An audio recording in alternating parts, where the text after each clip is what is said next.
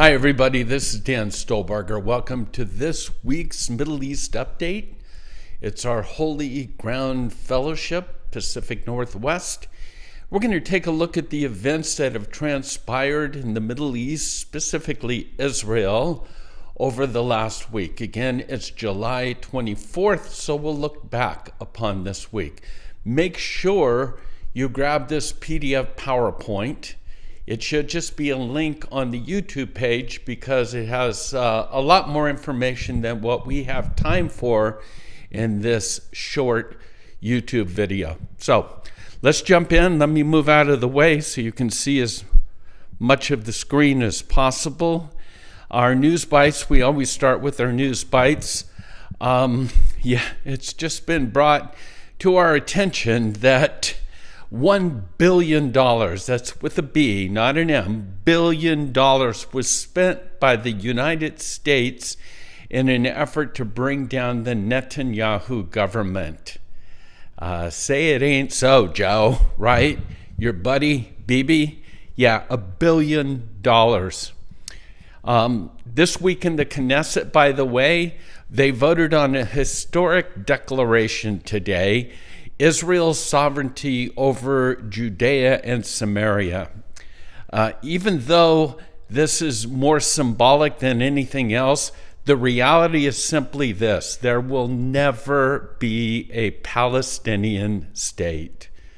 Syria, this is of great concern, formally has invited Turkey to assist them in rebuilding their military force. And we know the tensions between Turkey and Israel. So again, we're always looking at the horizon at that Ezekiel 38 and 39 scenario. We're always remembering about the prophecy in Isaiah about Damascus. And so once again, this sort of prophetic chessboard we see is being set up.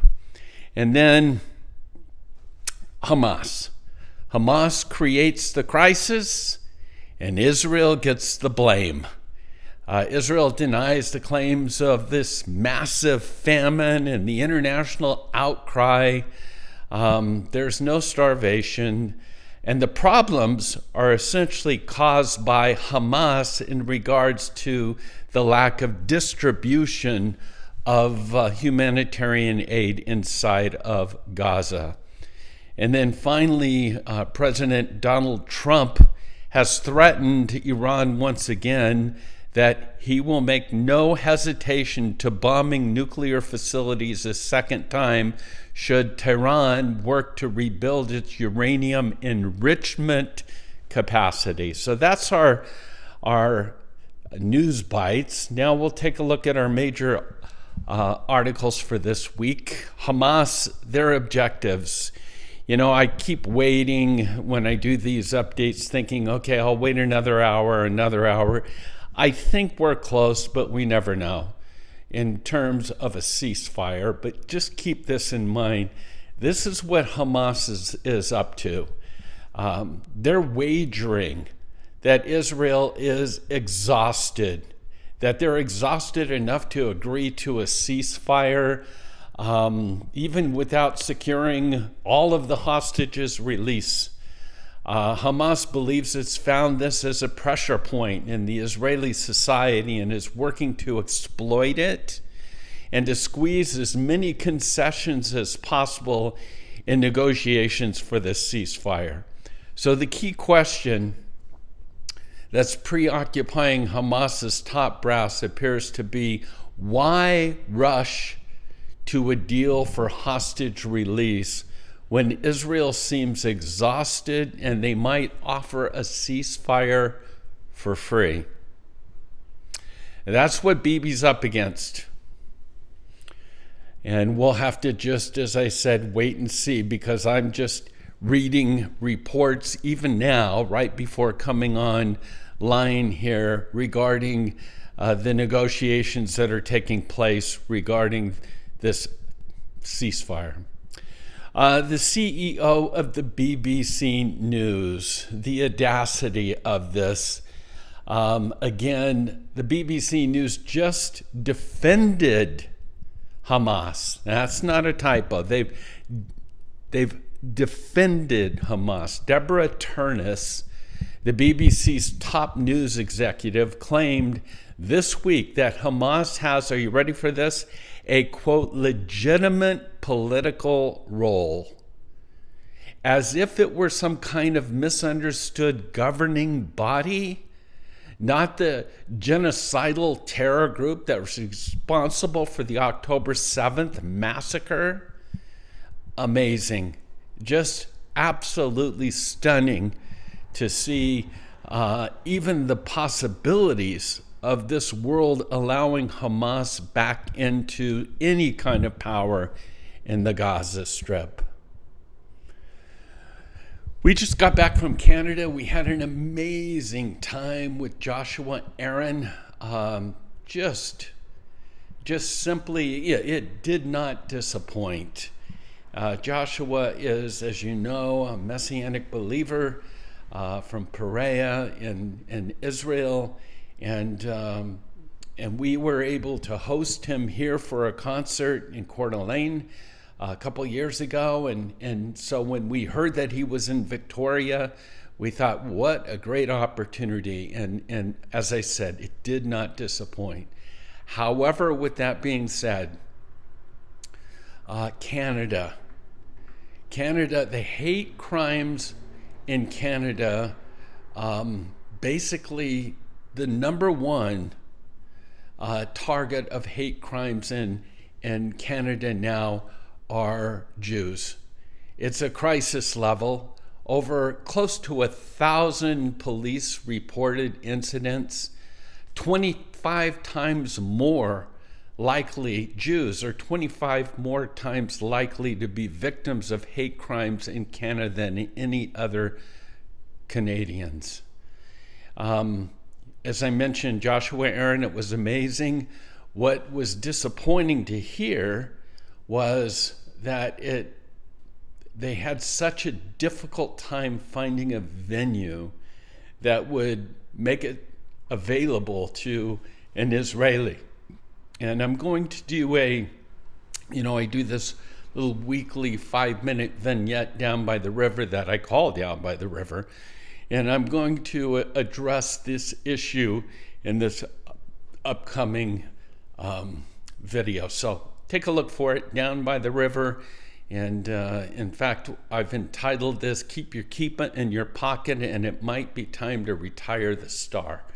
And so take a look for that, and I'll talk about this in a greater extent.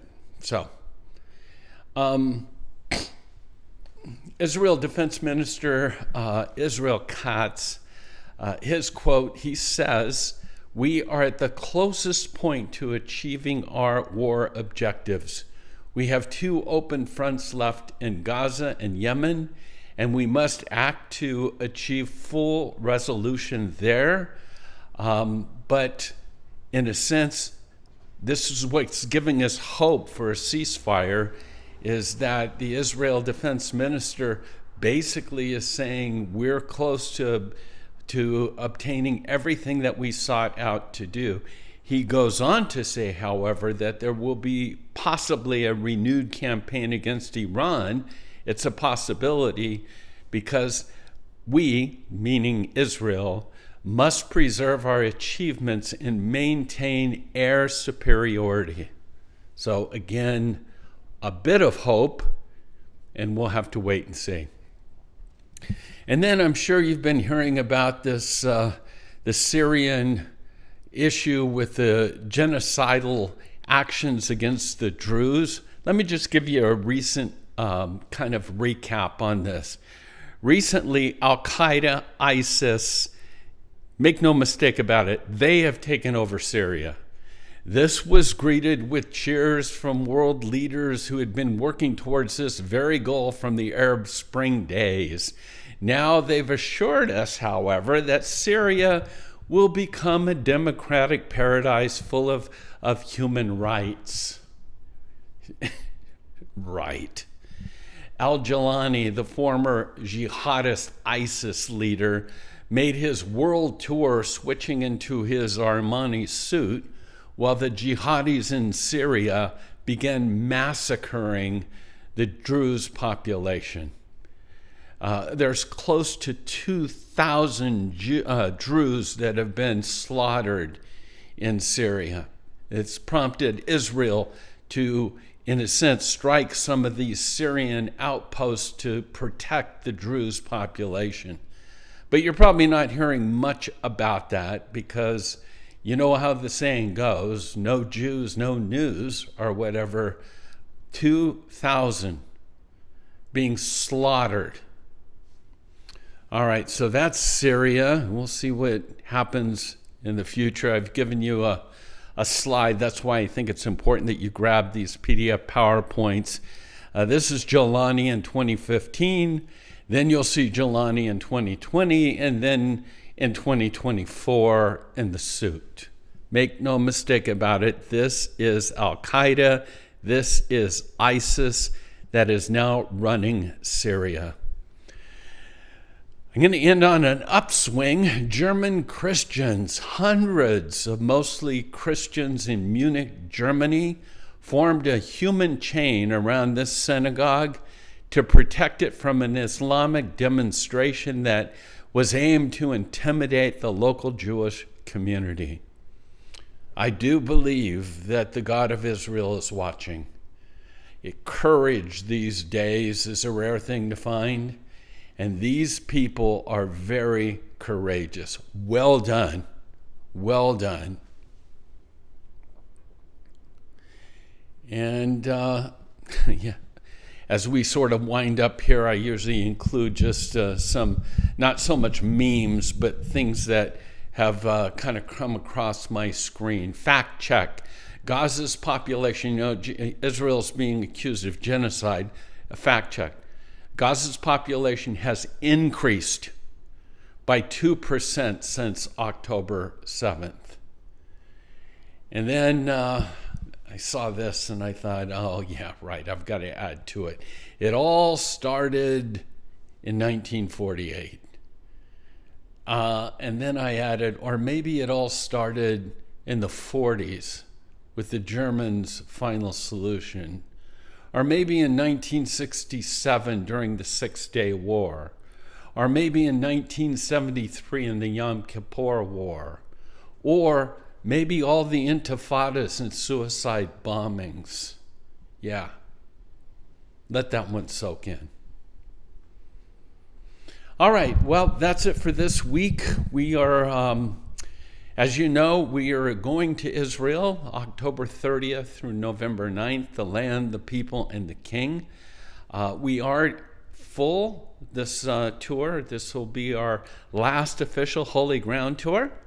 But we do have a waiting list. So if this is something that you would be interested in, please go to our website, holygroundexplorations.com.